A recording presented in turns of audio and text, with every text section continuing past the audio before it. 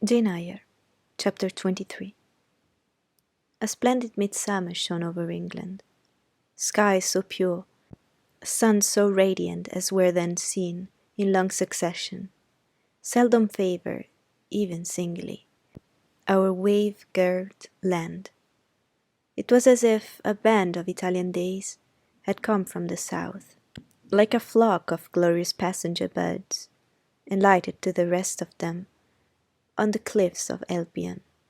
The hay was all got in, the fields round Thornfield were green and shorn, the roads white and baked, the trees were in their dark prime, hedge and wood, full-leaved and deeply tinted, contrasted well with the sunny hue of the clear meadows between. On Midsummer Eve, Adele, weary with gathering wild strawberries in Hay Lane half the day, had gone to bed with the sun. I watched her drop asleep, and when I left her, I sought the garden. It was now the sweetest hour of 24. Day its fervid fires had wasted, and dew fell cool on painting plain and scorched summit, where the sun had gone down in simple state, pure of the pomp of the clouds, spread a solemn purple, burning with the light of red jewel and furnace flame at one point, on one hill peak, and extending high and wide, soft and still softer, over half heaven. The east has its own charm of fine deep blue, and its own modest gem, a rising and solitary star. Soon it would boast the moon, but she was yet beneath the horizon.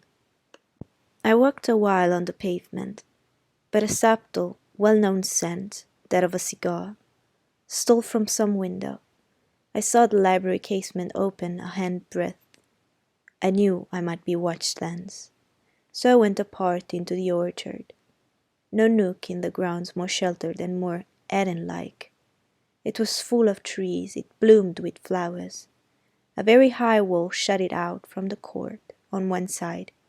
On the other, a beech avenue screened it from the lawn. At the bottom was a sunk fence, its sole separation from lonely fields, a winding walk bordered with laurels and terminating in a giant horse-chestnut, circled at the base by a seat, led down to the fence. Here one could wander unseen, while such honeydew fell, such silence reigned, such gloaming gathered. I felt as if I could haunt such shade for ever.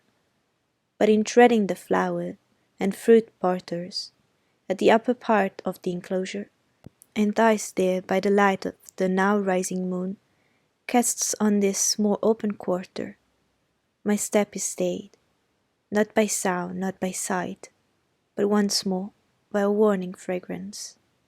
Sweet briar and southern wood, jasmine, pink and rose, have long been yielding their evening sacrifice of incense. This new scent is neither of shrub nor flower. It is, I know it well, it is Mr. Rochester's cigar. I look round and I listen.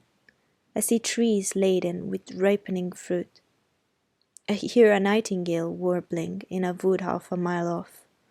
No moving form is visible, no coming step audible, but the perfume increases. I must flee. I make for the wicket leading to the shrubbery, and I see Mr. Rochester entering. I step aside into the heavy recess. He will not stay long. He will soon return whence he came, and if I sit still, he will never see me. But no, eventide is as pleasant to him as to me, and this antique garden is attractive, and he strolls on, now lifting the gooseberry tree branches to look at the fruit, large as plums, with which they are laden, now taking a ripe cherry from the wall, now stooping towards a knot of flowers, either to inhale their fragrance or to admire the dew beads on their petals. A great moth goes humming by me. It alights on a plant at Mr. Rochester's foot. He sees it, and bends to examine it. Now he has his back towards me, thought I, and is occupied too, Perhaps if I walk softly I can slip away unnoticed. I trod on an edging of turf, that the crackle of the pebbly gravel might not betray me. He was standing among the beds, at a yard or two distant from where I had to pass. The moth apparently engaged him. I should get by very well, I meditated. As I crossed his shadow, thrown long over the garden by the moon, not yet risen high, he said quietly without turning, "Jane, come and look at this fellow." I had made no noise. He had not eyes behind. Could his shadow feel? I started at first, and then I approached him. "Look at his wings," said he. "He reminds me rather of a West Indian insect. One does not often see so large and gay a Night Rover in England. There, he is flown." The moth roamed away. I was sheepishly retreating also, but Mr. Rochester followed me, and when we reached the wicket, he said, "Turn back, and so lovely a night it is a shame to sit in the house. And surely no one can wish to go to bed while sunset is thus at meeting with moonrise." It is one of my faults, that though my tongue is sometimes prompt enough at an answer, there are times when it sadly fails me in framing an excuse, and always the lapse occurs at some crisis, when a facile word or plausible pretext is specifically wanted to get me out of painful embarrassment. I did not like to walk at this hour alone with Mr. Rochester in the shadowy orchard, but I could not find a reason to allege for leaving him. I followed with lagging step, and thoughts busily bent on discovering a means of extrication. But he himself looked so composed and so grave also, I became ashamed of feeling any confusion. The evil, if evil existent or prospective there was, seemed to lie with me only. His mind was unconscious and quiet. "Jane," he recommenced, as we entered the lower walk, and slowly straight down in the direction of the sunk fence and the horse-chestnut. "Thornfield is a pleasant place in summer, is it not?" "Yes, sir." "You must have become in some degree attached to the house, you who have an eye for natural beauties and a good deal of the organ of adhesiveness." "I am attached to it, indeed." "And though I don't comprehend how it is, I perceive you have acquired a degree of regard for that foolish little child, Adele, too, and even for simple dumb Fairfax." "Yes, sir. In different ways I have an affection for both." "And would be sorry to part with them?" "Yes." "Pity," he said, and sighed and paused. "It is always the way of events in this life," he continued presently. "No sooner have you got settled in a pleasant resting place than a voice calls out to you to rise and move on, for the hour of repose is expired." "Must I move on, sir?" I asked. "Must I leave Thornfield?" "I believe you must, Jane. I am sorry, Janet, but I believe indeed you must." This was a blow, but I did not let it prostrate me. "Well, sir, I should be ready when the order to march comes." "It is come now. I must give it tonight."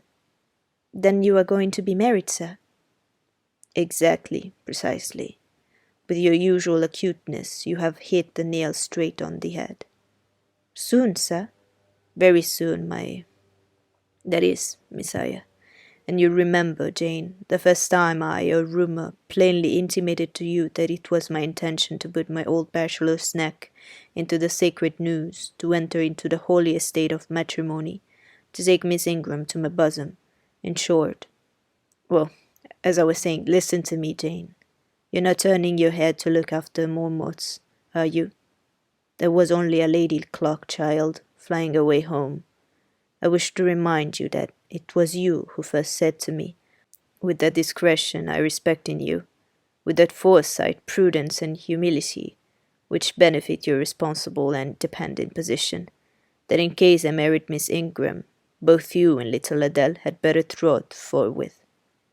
I pass over the sort of slurs conveyed in this suggestion on the character of my beloved. Indeed, when you are far away, Janet, I'll try to forget it, I shall note it only its wisdom, which is such that I have made it my law of action. Adele must go to school, and you, Miss Eyre, must get a new situation. Yes, sir. I will advertise it immediately. And meantime, I suppose I might stay here till I find another shelter to betake myself to. But I stopped, feeling it would not do to risk a long sentence, for my voice was not quite under command. In about a month I hope to be a bridegroom, continued Mr. Rochester, and in the interim I shall myself look out for employment and an asylum for you. Thank you, sir. I'm sorry to give. Oh, no need to apologize. I consider that when a dependent does her duty as well as you have done yours, she has a sort of claim upon her employer for any little assistance he can conveniently render her. Indeed, I have already, through my future mother-in-law, heard of a place that I think will suit. It is to undertake the education of the 5 daughters of Mrs. Dionysius O'Gell of Bitternut Lodge, Connaught, Ireland. You like Ireland, I think.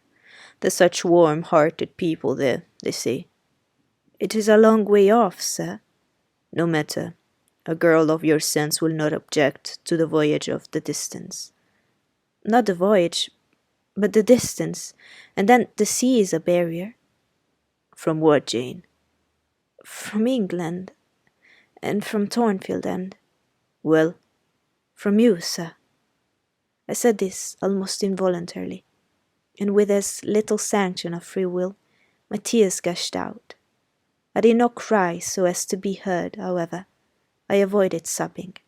The thought of Mrs. O'Gell and Bitternut Lodge struck cold to my heart, and colder the thought of all the brine and foam, destined, as it seemed, to rush between me and the master at whose side I now walked, and the coldest the remembrance of the wilder ocean. Wealth, caste, custom intervened between me and what I naturally and inevitably loved. It is a long way, I again said. It is, to be sure, and when you get to Bitternut Lodge, Connaught, Ireland, I shall never see you again, Jane. That's morally certain. I never go over to Ireland, not having myself much of a fancy for the country. We have been good friends, Jane, have we not? Yes, sir. And when friends are on the eve of separation, they like to spend the little time that remains to them close to each other. Come, we'll walk over the voyage and departing quietly. Half an hour or so, while the stars enter into their shining life up in heaven yonder. Here is the chestnut tree. Here is the bench at its old roots.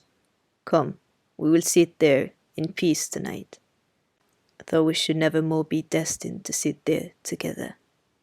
He seated me and himself. It is a long way to Ireland, Jane, and I'm sorry to send my little friend on such weary travels. But if I can't do better, how is it to be helped? Are you anything akin to me, do you think, Jane? I could risk no sort of answer by this time. My heart was full. Because, he said, I sometimes have a queer feeling with regard to you, especially when you are near me, as now. It is as if I had a string somewhere under my left ribs, tightly and inextricably knotted to a similar string situated in the corresponding quarter of your little frame. And if that boisterous channel and the 200 miles or so of land come abroad between us, I am afraid the cord of communication will be snapped, and then I've a nervous notion I should take to bleeding inwardly. As for you, you'd forget me.